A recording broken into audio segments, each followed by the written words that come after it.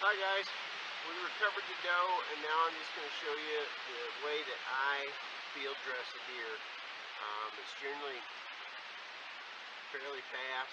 I always try and wear a pair of gloves because I don't want to cut myself, and remember to take your watch off. Generally what I do is I try and find a log that's close by and kind of prop her up. It helps, it helps you to get the rectum of the deer up, because that's the first place you're going to cut anyway, and it's kind of hard when they're laying on the ground, so you can kind of prop that up in the air and pull the tail back so you can see what you're doing.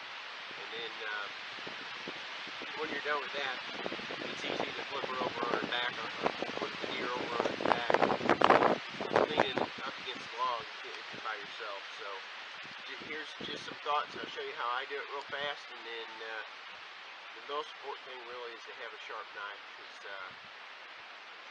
who carries a hatchet or a saw? So a really sharp knife will go a long way. Alright guys, so the first thing I'm going to do is I'm going to prop the rear end of this doe up here on this log.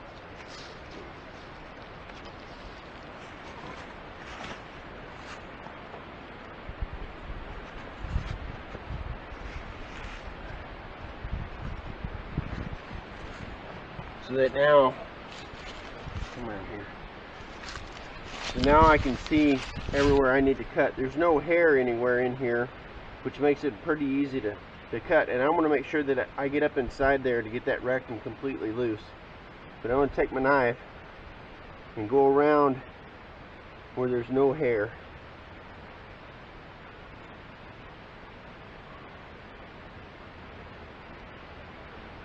I don't want to cut that rectum open, so you kind of follow the hip bone, follow the tailbone, and then start slicing into that meat. And this is why I try and get this deer up on a log, get this section raised up so you can kind of see what you're doing here.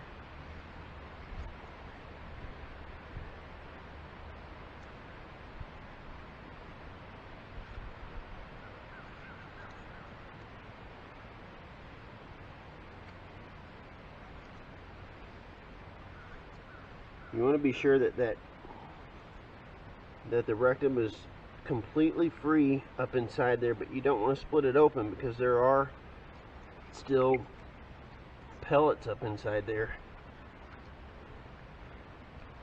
So if I can take my knife blade all the way up in there and go around the rectum inside and know that it's loose, it'll make things easier when I go to pull everything out.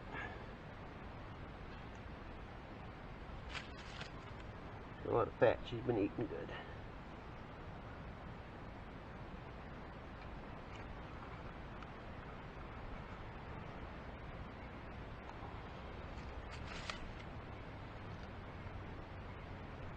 And sometimes you cut it and sometimes you don't, but just try and get it loose. And once you know that it's loose, pretty loose, it should stretch out there. And now I'll turn her over and get her ready to start gutting.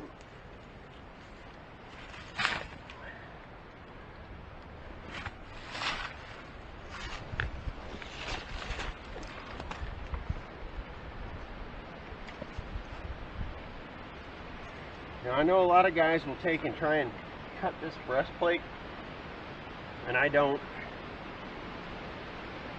I spread these back legs apart, and I just find the breastplate and split the fur so that I can get down underneath of it. I'm going to be sure not to cut anything other than just the skin so I can see what I'm doing.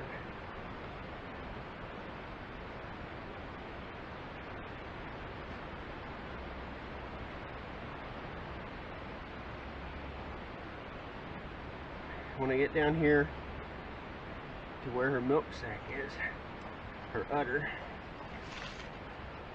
get that loose fur out of there.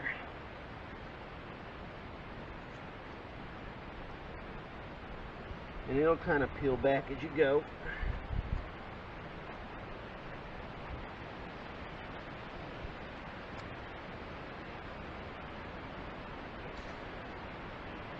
From here, I still haven't cut inside that thing. Come on up here. As you can see, I still haven't cut inside of the meat. The stomach's still in place. Everything's still in there. And from here is where I'm going to have to be careful, because I really don't want to cut that stomach open. And sometimes you will. But if you get it down to the sternum, come here, Mike. You can kind of see that here's the breastplate, and then there's the sternum right there at the end of it. And you can get down there, and there's the stomach. So now that I've got a hole all the way through, I'm going to pull it away from any of the intestines in the stomach. And just use my finger to keep the intestines and stuff away from the knife blade. And cut it all the way down, just like that. Still not a bloody mess. So from here, I'm going to kind of pull this stomach down. I don't want to hit it. And I might cut up just a little on it, just to get the first couple of ribs broke. Then you can feel the diaphragm muscle is right there. It's what separates the lungs and the heart from the stomach. And I'm going to pull that loose right here.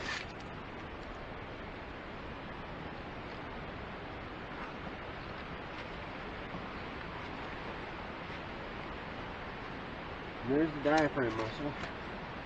I'm going to do the same thing on the other side.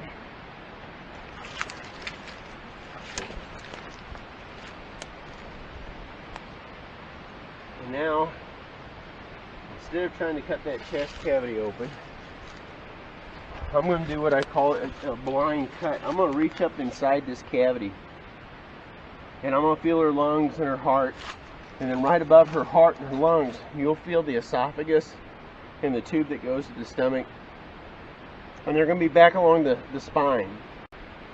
Once you reach up in there, grab a hold of it, take your knife up in there and cut it until you cut all the way through it. Pull your knife back out and set it down, and then grab a hold of that with both hands and pull, and all of this should come out in one fell swoop.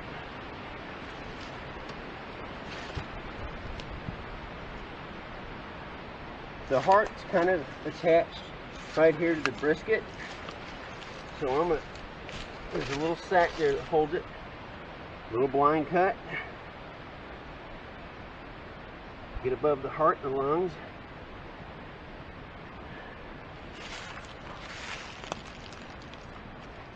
Once you cut this, don't let go of it until you pull it out.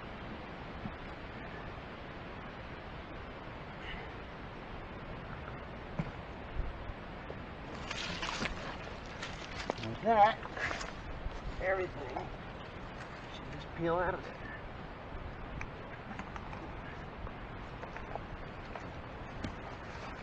Including the rectum that you cut loose. So now, the anal cavity is free and clear, and all the blood that's in there, I'm just going to either stand the deer up and drain it out, or flip the deer over. But it's that simple. It doesn't take very long, and you're done.